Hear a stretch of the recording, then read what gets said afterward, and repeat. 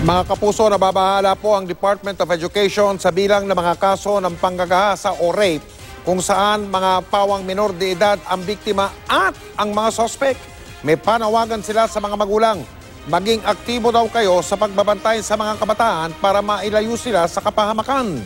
Nakatutok si Sandra Aguinaldo. 5 kabataang lalaki edad 10 hanggang 15 ang inireklamo ng rape ng 12 anyos na dalagita sa Malabon City noong March 22. Agad naman itong inaksyonan ng Malabon Police. Sa kanila investigasyon, sumama ang dalagita sa 5 kakilalang kabataang lalaki sa pag-aakala umanong makakatagpo nila ang iba pang babaeng kaibigan.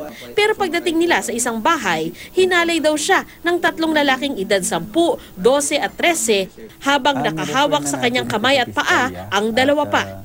Meron naman yung parang judgment or hatol yung piskalya. Yung 2 bata nasa bahay sandigan ngayon. Ayon sa Department of Education, bukod sa insidenteng ito sa Malabon, may na-monitor din silang insidente ng rape sa Santa Maria, Bulacan at sa Ahoy, Iloilo na pawang mga menor de edad ang biktima at ang offender. Bagamat sa labas ng eskwelahan nangyari ang mga insidente, nanawagan ng DepEd sa publiko na maging aktibo sa pagbabantay sa mga kabataan para mailayo sila sa kapahamakan. Halimbawa, sasabihin meron kaming project at gagawin po ito at kailangan kaming lumabas na namin mga mag-aaral.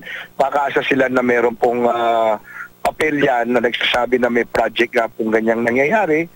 Itinuturo sa public schools ang kagandahang asal at sexuality education. Pero sabi ng DepEd, napakahalaga rin ang patnubay ng pamilya sa isang bata. Pagkatapos po ng 5 o 7 oras na pananatili ng ating mga mag-aaral sa ating mga paaralan at lumabas na yan ng ating silid-aralan, sana ang mga magulang ay maging mapanuri. Ang access natin ngayon sa mga website, yung mga bata, kung minsan di na natin nasusupervise, baka ito yung mga nakaka-impluwensya sa kanila. Sandra Aguinaldo, Nakatutok, 24 Oras.